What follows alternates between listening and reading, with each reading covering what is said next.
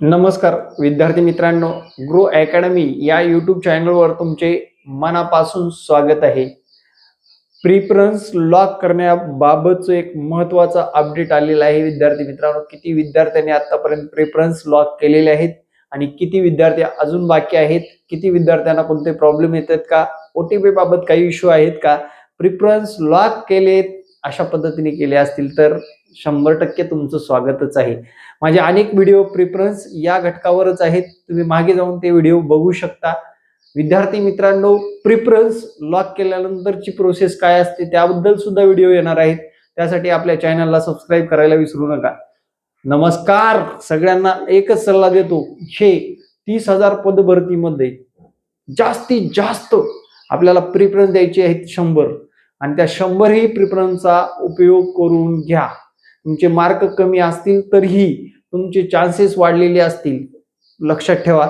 आणि ज्यांना जायचंच नाही ज्या ठिकाणी त्यात तिथला प्रेफरन्स देऊ नका, जेणेकरून ती रिक्त पदसंख्या राहणार नाही याची काळजी आपण देश सेवा करतो या कारणास्तव घ्यावी, ठीक आहे। आणि जिथे जायचंय तुम्हाला तिथला जिल्हा मला टाईप करून कमेंटमध्ये कळवायला विसरू नका।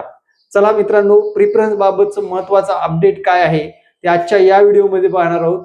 जवळपास 1,43,203 बघा, 1,43,203 व्यक्तीने आतापर्यंत प्रिफरन्स जनरेट केलेले आहेत।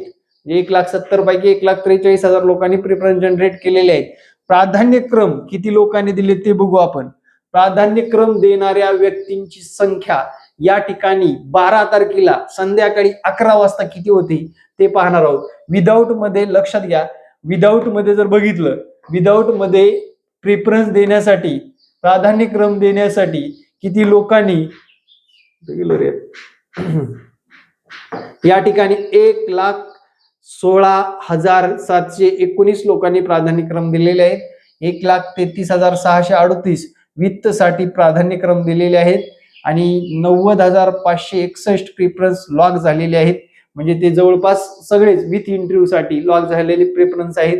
म्हणजे बघा, जनरेटेड करणार 1,43,000, विदाउट मध्ये 1,16,000 प्रिफरन्स लॉक केलेले आहेत। 1,43 पैकी 1,16 लॉक झालेले आहेत।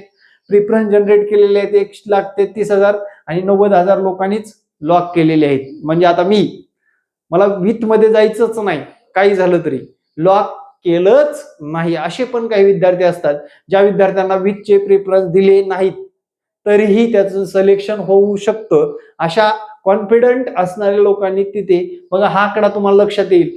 ज्यांना कमी मार्क आहेत त्यांनी विथ मधले सिरियसली प्रिफरन्स दिलात आणि तुम्हाला इंटरव्ह्यूची संधी मिळाली, त्या ठिकाणी तुम्ही शिक्षक होणार आहात, लक्षात घ्या, ठीक आहे।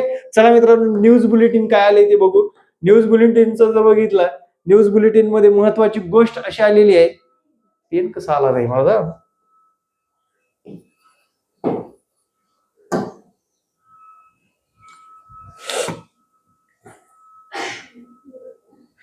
तर पहा न्यूज बुलेटिन मध्ये काय म्हटलेलं आहे।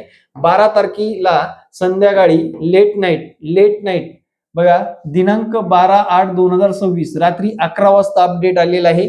आणि आता तारीख सुद्धा वाढलेली आहे मित्रांनो। तारीख किती झाली ते बघा, तारीख झालेली आहे 13 तारखेपासून ते, म्हणजे आजच्या डेट पासून ते 16 तारखेपर्यंत अशी मुदत वाढ मिळालेली आहे। आणि परीक्षेला आपल्या कंटिन्यू मुदत वाढ मिळाल्याशिवाय हे पवित्र पोर्टल चालतच नाही। आणि इथे तारीख वाढ मिळालेली आहे। जवळपास आता लोकांनी एवढ्या, म्हणजे जवळपास 1,34,082 लोकांनी आतापर्यंत, म्हणजे संध्याकाळी 12 वाजेपर्यंत, संध्याकाळी 8 वाजेपर्यंत 1,34,082 लोकांनी प्रिफरन्स लॉक केलेलं आहे, त्यांचं भवितव्य लॉक केलेलं आहे, लक्षात ठेवा।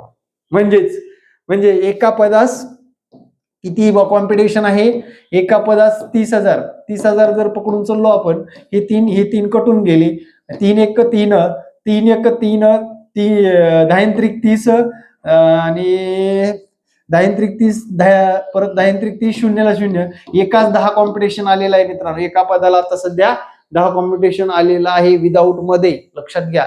स्पर्धा अशी आहे, एका पदासला इथले 3-2 कॉम्पिटिशन येईल, तिघातला एखादा घेण्यासारखंच कॉम्पिटिशन आहे, जास्त काही वेगळं नाही। त्यामुळे मेरिटचा सुद्धा विचार केला जाईल. ओपनचं मेरिट सुद्धा तेवढ्याच दर्जाने खाली येण्याची शक्यता नाकारता येणार नाही. त्यामुळे बिनधास्त निर्धास्त राहा. लॉक केलात एकदा चेक करून बघा. 16 तारखेला लास्ट डेट असणार आहे आणि त्यानंतर विद्यार्थी मित्रांनो आपल्याला काही करता येणार नाही. आणि पुंडे सरांच्या या चॅनलला एक कमेंट आणि लाईक आणि शेअर करायला विसरू नका. जय महाराष्ट्र. धन्यवाद.